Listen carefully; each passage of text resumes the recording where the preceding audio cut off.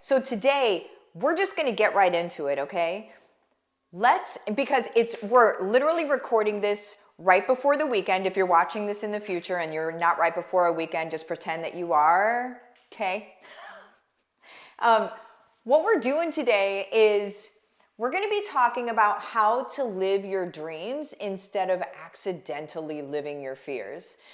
Something that people do not realize, and it's so incredibly unfortunate to look out into the world. You know, like when we go to the grocery store and stuff, or just anywhere where people are, it's like we go there and then we experience all of these humans that are kind of like zombies. God bless them. They're kind of like zombies, right? They're,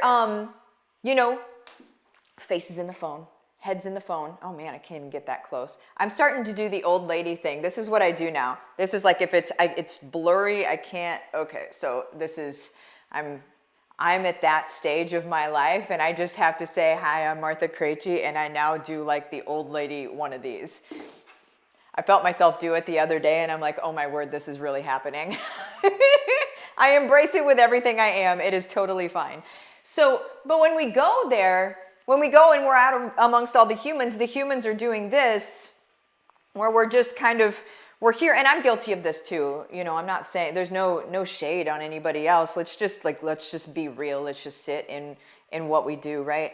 And so, Jennifer is doing it too.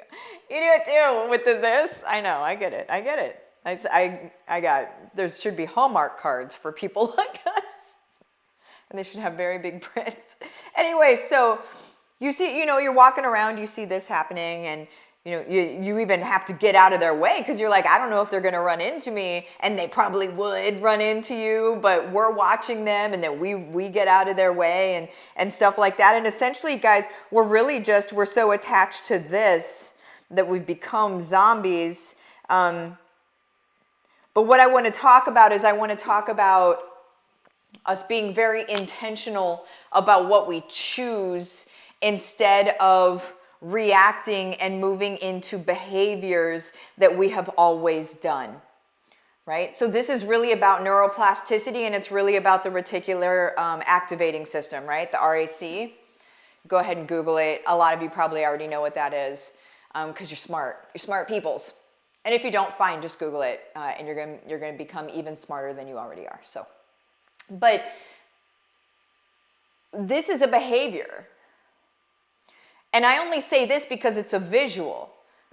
But now let's talk about the behavior of self-talk. Let's talk about the behavior of self-expectations, of what we believe we're capable of, and of what we believe we can do in the world, and I think more importantly, what we believe we can't do.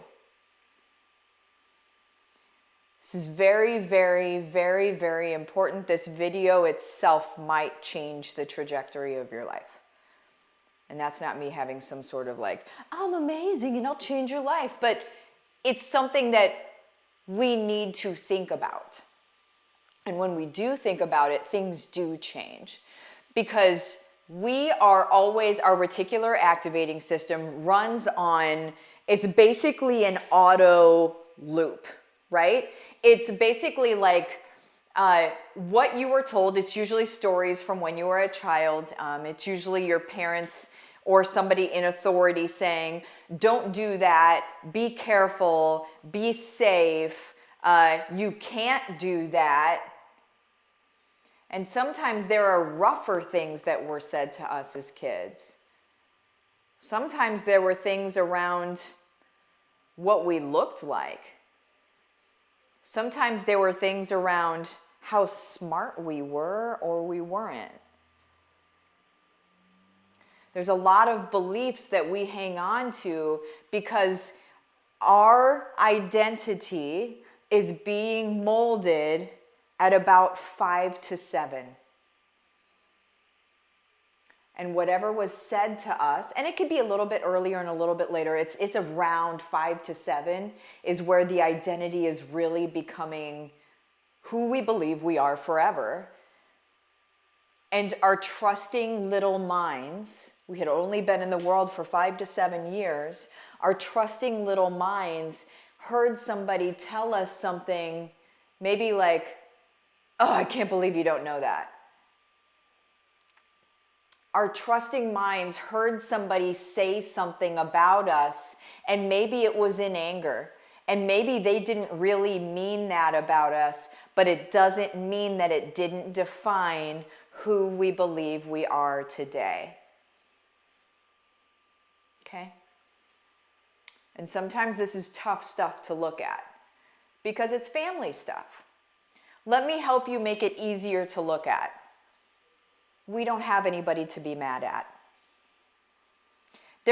I believe that I assume positive intent with everybody. Whether they have it or not, I'm going to always assume positive intent with everybody. And so I'm not going to say, well, this person was malicious and this person meant me harm, and so now I'm upset with them and blah, blah, blah. That's not my job, is to be upset with somebody from when I was 5 years old. Not my job. My job today is to take control about my beliefs, because my beliefs are what change me, what changed the people around me, what changes my vision of what is possible for me, and what changes my vision of who my God is. There's something very deep inside of that. Because when we believe that we are less than, we're created in His image, and what does that by proxy mean that we believe about our God? There's very big things to unpack inside of that. But it starts with, what do we believe about ourselves first? And then let's move up, right? And so I don't have a ton of time to be able to go into all of this. Actually, I'm at my time right now. And so a friend of mine, John Azaroff, who was part of The Secret, the book The Secret, which is a fantastic book. It's all about neuroplasticity. It's all about utilizing this brain that God gave us, the tool that we have been given.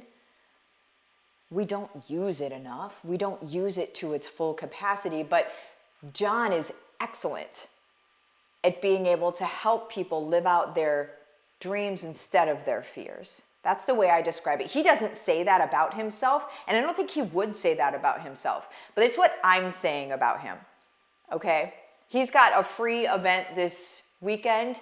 It's his 10th annual, like his 10th time doing this event. Like I said, it's free. The link is in the description of this video. I would 100% go to that. Because no matter where you're at in your life, there are always things. There's new things that become available. There's new things to uncover about maybe lies that you believed about yourself before. You just keep uncovering them. It's not like you get to a certain point and you're like, all right, all good. No, you get to a certain point and then you're like, oh, and then there's this, and then there's this, and then there's this, and then like a big one pops up and you're like, where'd you come from? And really, it's, I believe, our responsibility to uncover those things, because we can't be as impactful in this world as possible if we're not addressing these different things. We're just this. We're just a zombie.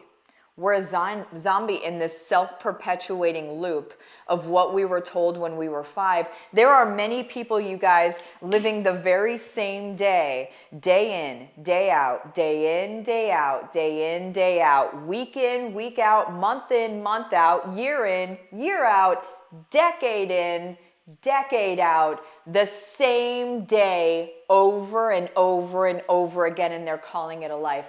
I imagine at the ends of their lives, they look back and wish they had done something.